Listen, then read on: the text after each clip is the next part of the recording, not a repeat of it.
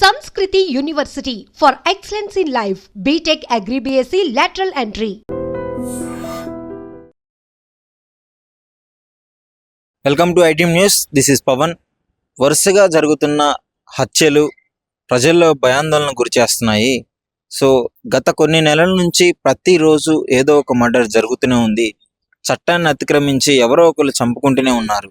అది భార్యాభర్తలు కావచ్చు, ఆ స్నేహితులు కావచ్చు, ఇంకెవరైనా భూ వివాదాలు కావచ్చు, ఏదైనా కావచ్చు.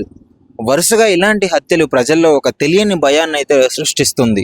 ఎందుకు ఇలా మనుషులు మృగాల్లా మారుతున్నారు అని చెప్పేసి తాజాగా జగిత్యాలలోని మరో మర్డర్ కేసు కూడా సంచలనం సృష్టిస్తోంది. తన కన్న కూతురిని ఒక యువకుడు వేధిస్తున్నాడని చెప్పేసి గత కొద్ది రోజులుగా వాళ్ళు ఓపిక పడుతూనే ఉన్నారు. కానీ ఒకరోజు సడన్ గా తన ఇంటికి వచ్చాడని చెప్పేసి తండ్రి ఇంకో ఇద్దరు స్నేహితులతో కలిసి దాడి చేయడం వల్ల అతడు బలి కావడం జరిగింది. సో దీని గురించి వివరాల్లోకి వెళ్తే, మల్లేష్ అనే వ్యక్తి, సల్లూరు మల్లేష్ అనే వ్యక్తి, ఆయనకి 26 సంవత్సరాలు ఉంటాయి. గత కొద్ది రోజులుగా కిషన్ రావుపేటలో నివసిస్తున్న ఒక మహిళని ఆ ప్రేమ పేరుతో వేధించడం జరుగుతుంది. వెంట పడుతున్నాడు, నన్ను ప్రేమించు అని చెప్పేసి ఆమెని బ్లాక్మెయిల్ చేయడము, ఈ విధంగా అడ్డుకొని బలవంత పెట్టడము చేస్తున్నాడు. తండ్రికి కొద్ది రోజుల నుంచి ఆమె చెప్తూనే ఉంది. ఒక రోజు బరి తెగించి ఇంట్లోకి వచ్చాడు. ఏ ధైర్యంతో వచ్చాడో తెలియదు. ఇంటిలోకి వచ్చి రాగానే వెంటనే ఆమె సమాచారం వాళ్ళ తండ్రికి అందించింది. తండ్రి రాజిరెడ్డి అదేవిధంగా ఇంకో ఇద్దరిని వాళ్ళ స్నేహితులను తీసుకొని వచ్చి ఇంటికి వచ్చి అతడి మీద దాడి చేయడం జరిగింది. సో ఆ దాడిలో అనుకోకుండా ఆ మల్లేష్ అనే వ్యక్తి, 26 సంవత్సరాల వ్యక్తి చనిపోవడం జరిగింది. సో చనిపోయిన తర్వాత ఆ పోలీస్ వాళ్ళు ఇన్వెస్టిగేషన్ చేశారు. అతడి మీద గతంలో కూడా కొన్ని ఇట్లా బ్లాక్మెయిల్ కేసులు, మహిళలు హింసించిన కేసులు ఉన్నాయని చెప్పేసి అది బయటికి రావడం జరిగింది. ఈ విధంగా అదంటే చట్టాన్ని చేతుల్లోకి తీసుకొని ఈ విధంగా చంపేయడం వల్ల ఇప్పుడు తన కూతురు ఒంటరిదైపోతుంది. తండ్రి కూడా జైల్లో ఉండాల్సిన పరిస్థితి. తన కూతురు పరిస్థితి, ఇప్పుడు కూతురు బాగోగులు ఎవరు చూసుకుంటారు? సో అంటే చట్టాన్ని చేతుల్లోకి తీసుకోకుండా చట్టానికి అతను అప్పచెప్పి స్ట్రిక్ట్గా యాక్షన్ తీసుకొని ఉంటే ఇప్పుడు మీరిద్దరు సంతోషంగా ఇంట్లో ఉండేవాళ్ళు.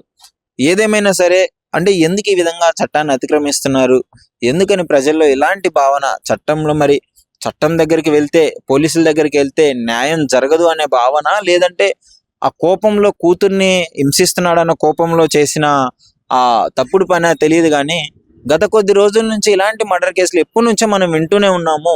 భార్య భర్తలను చంపడము, భర్తల భార్యలను చంపడము, కన్న కూతుర్ని చంపడము, కూతురు తల్లిదండ్రులను చంపడము. అంటే మనుషుల్లో ఈ బంధాలకి, విలువలకి అస్సలు వాల్యూ లేకుండా పోయింది. ఎవరు ఈ విచక్షణ రహితంగా మరి ఇష్టం వచ్చినట్టు తాగడము, ఇష్టం వచ్చినట్టు డ్రగ్స్కి బానిస అవ్వడము, ఇట్లాంటివి కూడా జరుగుతున్నాయని చెప్పేసి ప్రజలు కొంచెం భయాందోళనకు గురవుతుంది.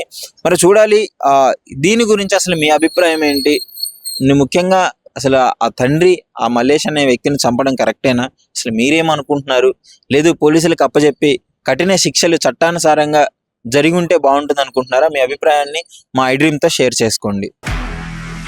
నిజంగా ప్రస్తుతం ఉన్నటువంటి సమాజం దేనికి ప్రయారిటీ ఇస్తుంది? ఆర్థిక సంబంధాల చుట్టూ మాత్రమే తిరుగుతుంది. మళ్ళీ ఎన్నికలంగానే చాలా విరక్తి కలుగుతాం. మంచి అనిపిస్తుంది కదా, లేడీస్ కూడా ఛాలెంజింగ్ జాబ్స్ చేసినప్పుడు చాలా బాగుంటది. ట్రాఫిక్ అసిస్టెంట్స్ గా నియమించిన ట్రాన్స్జెండర్స్ అందరితో సాల్యూట్ చేయించుకుంటున్నారు. ఫుడ్ డెలివరీ ఇవ్వటానికి వెళ్ళినటువంటి డెలివరీ బాయ్ అనిల్ పై కళ్ళ ముందు